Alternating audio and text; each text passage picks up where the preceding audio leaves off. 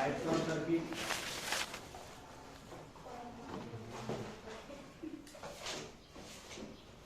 Types of circuit, ठीक है।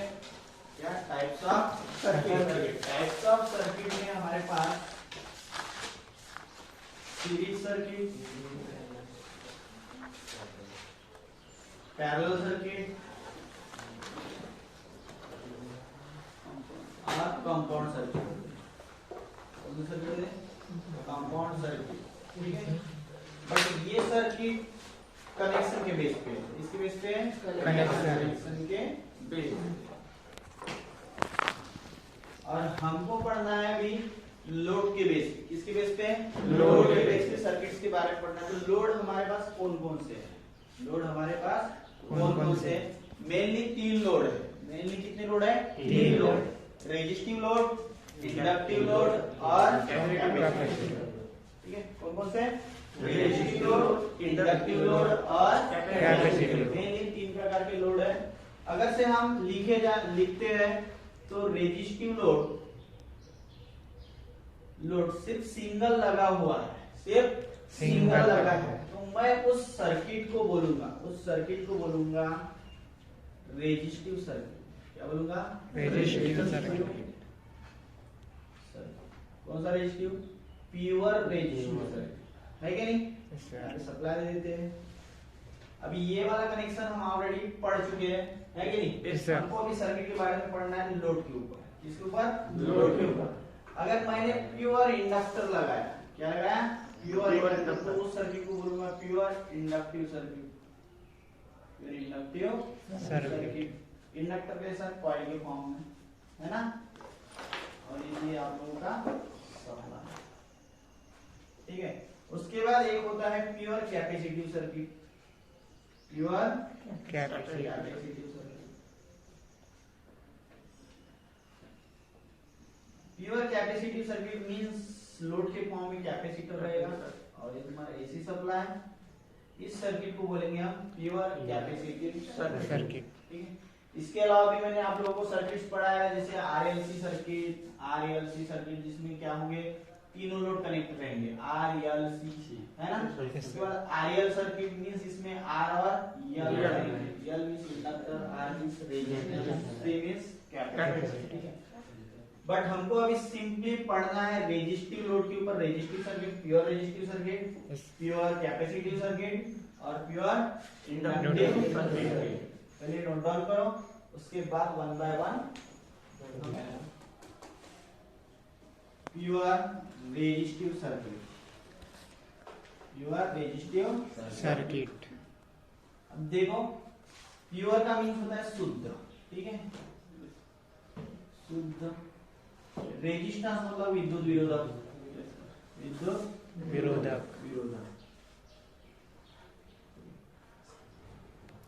अब सर्किट मतलब क्या होता है? परिपथ।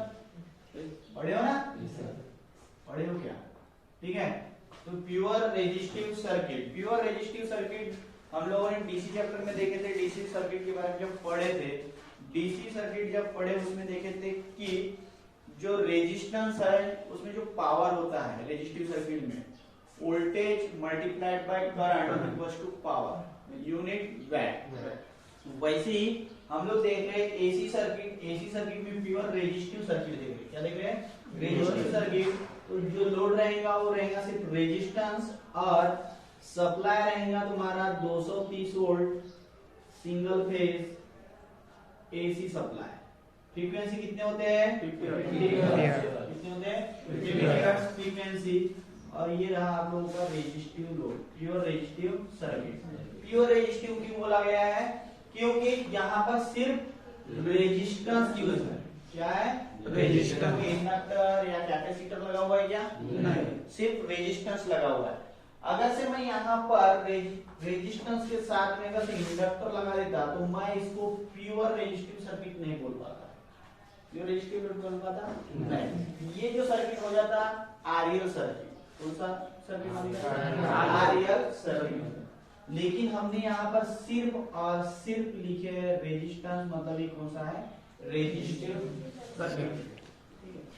दूसरी बात हम लोगों ने देखे थे इम्पीडेंस जेड। क्या लिखते हैं, impedance Z equals to under root R का square plus XL minus XC का स्क्वायर। अभी एक्सएल माइनस एक्ससी कब होगा, जब सर्किट में रेजिस्टेंस भी होगा, इंडक्टेंस भी होगा और कैपेसिटर है कि, तब ये फार्मूला लागू होगा आर एल सी से, है ना।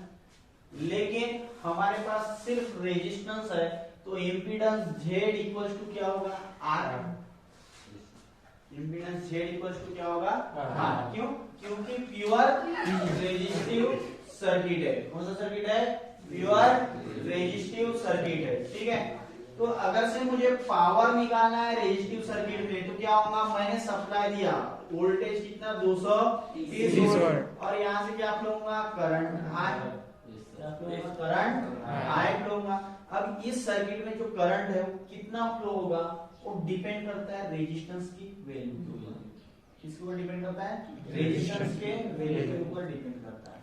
अभी फिलहाल हम न्यूमेरिकल नहीं ले रहे हैं या फिर अपने पास लोड की वैल्यू है नहीं, पावर कैसे निकालना है वो देखना है। तो पावर P इक्वल्स टू होता है voltage multiplied by current I, voltage multiplied by current I equals to क्या होगा, पावर। क्या होगा, पावर। लेकिन एसी सर्किट है तो डीसी सर्किट में वोल्टेज मल्टीप्लाइड बाय करंट है, और एसी सर्किट है तो cos थीटा लेना पड़ता है। cos थीटा होता है आप लोगों का पावर फैक्टर। cos थीटा क्या होता है, पावर फैक्टर। अब ये cos थीटा लेना कितना है, cos थीटा लेना कितना है, तो आप लोगों को उसके लिए देखना पड़ेगा फेजर डायग्राम। क्या देखना पड़ेगा, फेजर डायग्राम। मैंने जब फेजर डायग्राम पढ़ाया था आप लोगों को तो उसमें देखा था कि जो वोल्टेज है और करंट है वो क्या है, इन फेज। वोल्टेज और करंट क्या है, इन फेज है। मींस इन दोनों के बीच में जो फेज एंगल बन रहा है वो कितना बन रहा है, 0 डिग्री। कितना बन रहा है, 0 डिग्री। तो मैं थीटा, ये किसकी वैल्यू है, थीटा की वैल्यू है। अब cos थीटा ये क्या है, पावर फैक्टर है। क्या है ये, power factor.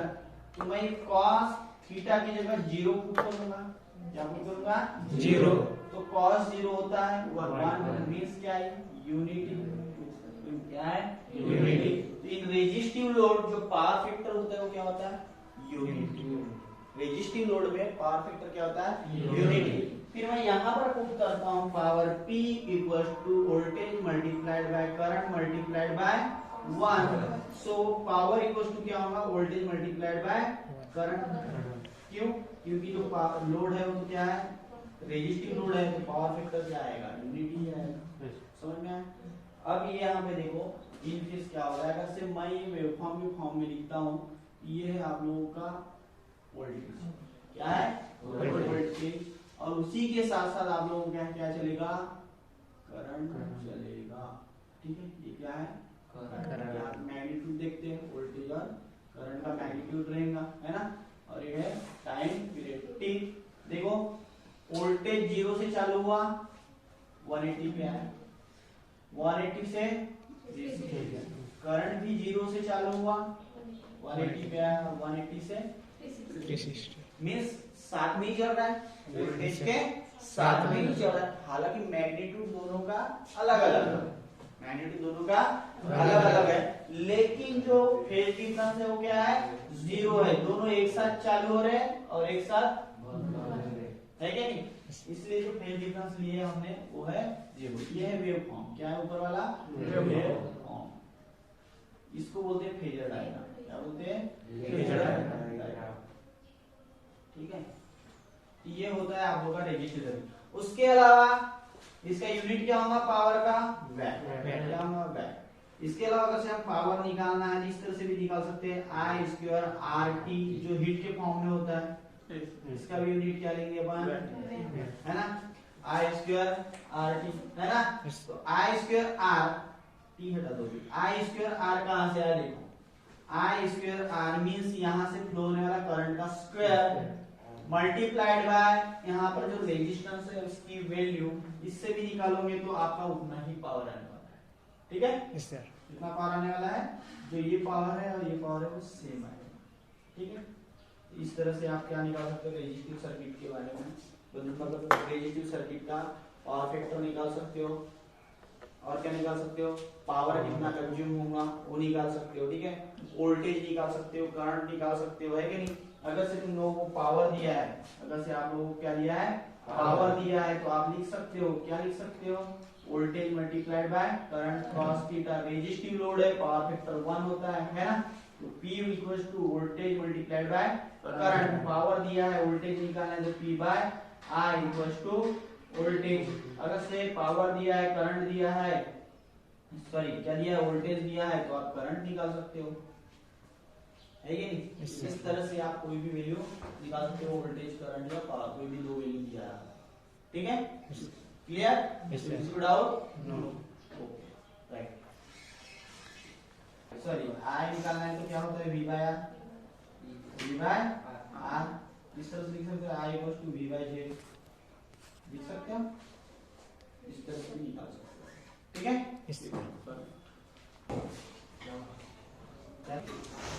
Pure inductive load,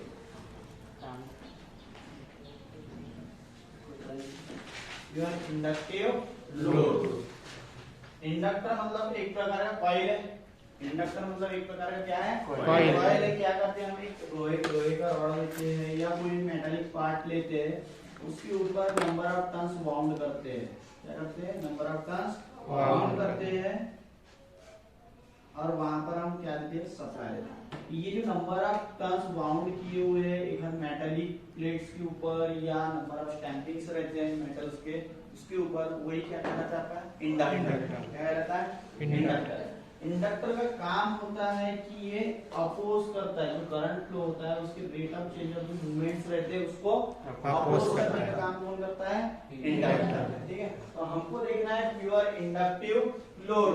pure inductive load में जिसमें ये सप्लाई दिया, single phase 230 volt 50 hertz AC supply, है ना,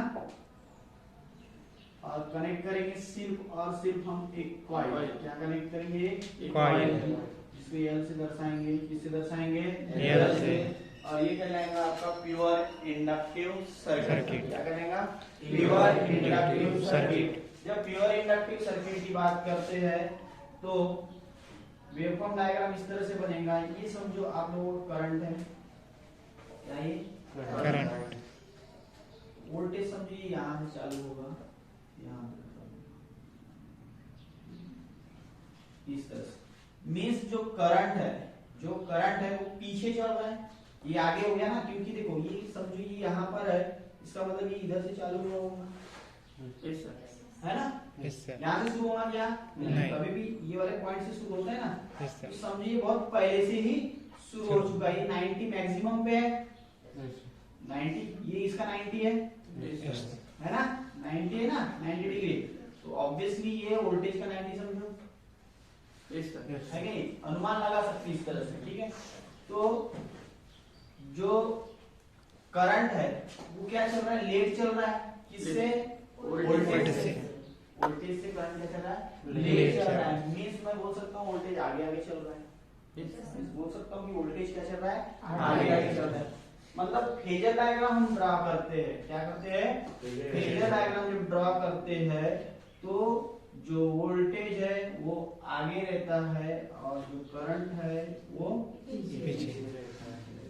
IL इंडक्टिव लोड, DL मतलब वोल्टेज, इंडक्टिव लोड का वोल्टेज। मींस करंट 90 डिग्री से क्या चल रहा है, लैग कर रहा है, 90 डिग्री से क्या चल रहा है, लैग। इस तरह से लिखते हैं, current lag 90 degree by,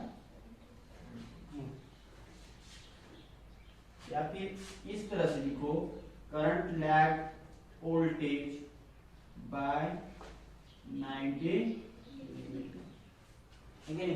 current पीछे चल रहा है, किससे, वोल्टेज से, और वोल्टेज क्या चल रहा है, आगे, वोल्टेज लीड कर रहा है और करंट क्या कर रहा है, लैग कर रहा है, किसमें, इंडक्टिव सर्किट में। अब देखो यहाँ पर जो इंडक्टिव सर्किट है इसमें रिएक्टेंस निकालना है। इम्पीडेंस क्या होता है, इम्पीडेंस मैंने ऑलरेडी आप लोगों को बताया था, R square plus XS minus XC का, है ना।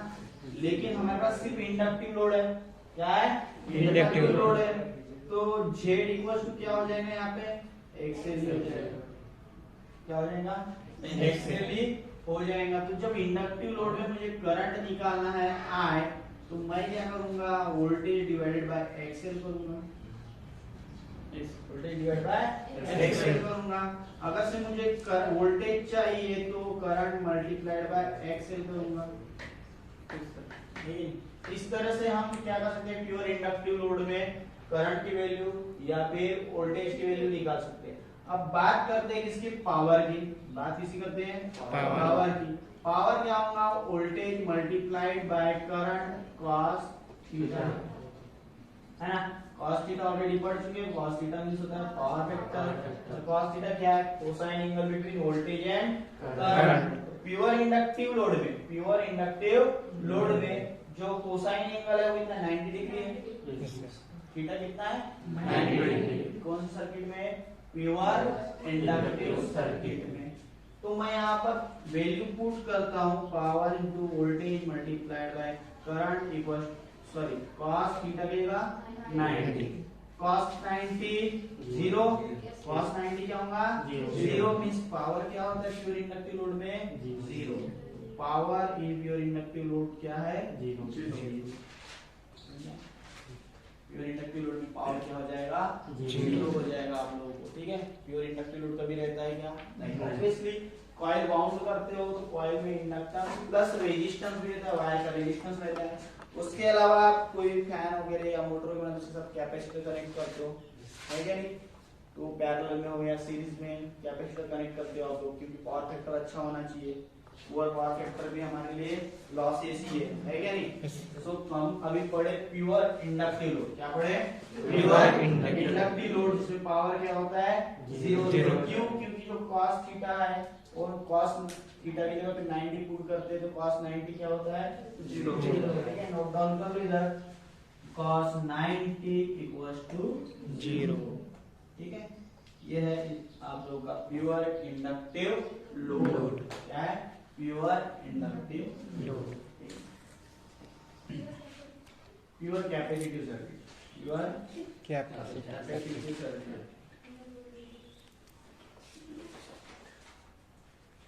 Pure capacitive circuit. Pure capacitive इससे क्या समझ में आता है तो लोगों को, प्योर कैपेसिटिव सर्किट से सर्किट में कैपेसिटर, सर्किट में सिर्फ और सिर्फ क्या लगेगा कैपेसिटर।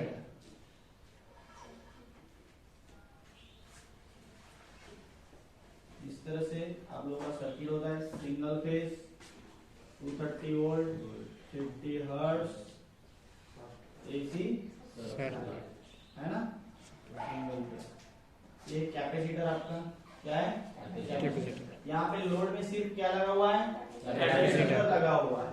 कैपेसिटर की बात करें तो हम लोगों ने, मैंने आप लोगों को पढ़ाया था कि जो कैपेसिटर है इसमें दो प्लेट्स होते हैं, कितने प्लेट्स होते हैं दो प्लेट्स होते हैं, ठीक है। आप जब इसको सप्लाई देते हो, ये कैपेसिटर के बीच में क्या रहता है डाइलेक्ट्रिक मीडियम, क्या रहता है डाइलेक्ट्रिक मीडियम। जब आप इसको सप्लाई से जोड़ते हो, जैसे डीसी सप्लाई से ही दे दिया मैंने, ठीक है, क्या किया डीसी सप्लाई से दे दिया, क्या कर दिया मैंने डीसी सप्लाई दे दिया। तो जैसे ही मैंने इसको डीसी सप्लाई दिया, ये क्या हुआ चार्ज, क्या हुआ चार्ज, ये कब तक के चार्ज होगा, मतलब दोनों का वोल्टेज जब तक के सेम हो जाता है, ये वोल्टेज और ये डीसी सप्लाई से वोल्टेज भी वो सेम हो गए तो बिल्कुल भी करंट फ्लो होगा क्या नहीं। दोनों का पोटेंशियल सेम हो गया तो करंट बिल्कुल भी फ्लो नहीं होगा, ठीक है। वैसे करंट को फ्लो करना है तो दोनों के पोटेंशियल में डिफरेंस होना, ठीक है। मैंने जैसे ही सप्लाई दिया क्या हुआ, ये चार्ज होना चालू कर दिया, क्या होना चालू कर दिया चार्ज होना चालू कर दिया। और जब मैं इस सप्लाई डिस्कनेक्ट करता हूँ या इसके सामने कोई लोड लगा देता हूँ, ठीक है, कोई लोड लगा देता हूँ या फिर आपस में ये दोनों टर्मिनल को शॉर्ट करता हूँ, स्पार्क प्रोड्यूस होता है, क्या होता है स्पार्क प्रोड्यूस होता है। स्पार्क प्रोड्यूस होता है मींस क्या हो जाता है, ये जो कैपेसिटर है डिस्चार्ज हो जाता है। कैपेसिटर का हम पढ़े थे हम लोगों ने। लेकिन एसी सर्किट क्या होता है, जब मैं इस एसी सर्किट में इसको कनेक्ट करता हूँ इस तरह से पॉजिटिव से निगेटिव, है ना, 0 डिग्री सेल्सियस से 360 डिग्री, है ना, 0 डिग्री से 360 डिग्री, ठीक है। 180 मतलब पाई, 360 मींस 2 पाई। एसी वेवफॉर्म चलते रहते हैं पॉजिटिव से निगेटिव, है ना। तो जब मैं कैपेसिटर को कनेक्ट करता हूँ एसी सप्लाई में, तो जीरो से जब मैक्सिमम की ओर जाते हैं तो कैपेसिटर क्या होता है तुम्हारा? चार्ज होता है। कैपेसिटर क्या होगा? चार्ज। जब ये मैक्सिमम 90 पे पहुंचा उसके बाद कैपेसिटर जो वोल्टेज है वो क्या होने लगता है? कम होने लगता है, यहाँ से कम होने लगता है। इस पोजीशन पे क्या होता है? आप लोगों का जो कैपेसिटर है वो डिस्चार्ज होने लगता है, वो कैपेसिटर, है ना। उसके बाद जब निगेटिव हाफ साइकिल में आते हैं तो ये जीरो से लेके नेगेटिव मैक्सिमम की ओर जाते हैं, उस टाइम पे जो कैपेसिटर है वो चार्ज होने लगता है। उसके बाद यहाँ से वो पॉजिटिव की ओर जब जाने लगते हैं तो उस टाइम पे कैपेसिटर होता है आपका डिस्चार्ज होता है। क्या होता है? डिस्चार्ज। मींस जो कैपेसिटर है वो अपोज करता है जो वोल्टेज चेंज हो रहा है उसे, है ना।